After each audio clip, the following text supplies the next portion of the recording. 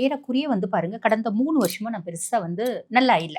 அதுவும் சமீபமா ஒரு வருஷமா எனக்கு ஒரு இனம் புரியாத குழப்பம் இருக்கு. இனம் புரியாத மந்தநிலை இருக்கு. விட்டேத்தியான ஒரு ஃபீலிங் இருக்கு. எக்ஸ்ட்ரீம் ஃப்ரஸ்ட்ரேஷன் இருக்கு. ஸ்ட்ரெஸ் இருக்கு. இது எல்லாத்துக்கும் காரணம் யாரு? சனி பகவான் ஜென்ம சனியா அமர்ந்திருக்கார். அதுதான் காரணம் அப்படின்னு சொல்லலாம். பொதுவா மீனம் வந்து பாருங்க, வாழ்க்கையில எதிர்நீச்சல் போட்டு வாழ்க்கையை சாதிக்கக்கூடியவங்க, சக்சஸ் நோக்கி கொண்டு போகக்கூடியவங்க. ஆனா இந்த காலகட்டம் எப்படி தோணுது அப்படின்னா, அட போங்கய்யா எதிர்நீச்சல் போட்டு போட்டு தண்ணி வத்தி போச்சியா அப்படின்ற மாரி இருக்கு. ஸோ பொதுவாவே வந்து பாருங்க, இந்த மீன ராசியில நம்மளுக்கு ஒரு ஃப்ரெண்ட்ஸ் கிடைக்கிறாங்க அப்படின்னு விட்டுறக்கூடாது. எல்லா விதத்திலயும் அவங்க ரொம்ப சப்போர்ட்டிவா இருப்பாங்க அப்படின்னு சொல்லலாம். அப்படிப்பட்டவங்க பல பேருக்கு மென்டார்ஸாவும், வெல் விஷர்ஸாவும் இருக்கக்கூடியவங்க. இந்த காலகட்டம் அவங்களுக்கு ஒரு மென்டார் தேவைப்படுது.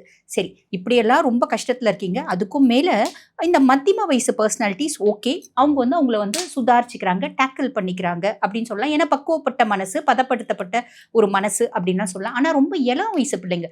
3 வருஷமா நீட் எழுதுறேன், 4 வருஷமா எழுதுறேன். எனக்கு வந்து பாருங்க, என் கூட படிச்ச பிள்ளை எல்லாம் இப்போ வந்து பார்த்தீங்கன்னா, கேம்பஸ்ல செலக்ட் ஆயிடுச்சு, சம்பாதிக்க ஆரம்பிக்குது. நான் இன்னும் +2வே என்னோட குவாலிஃபிகேஷனு.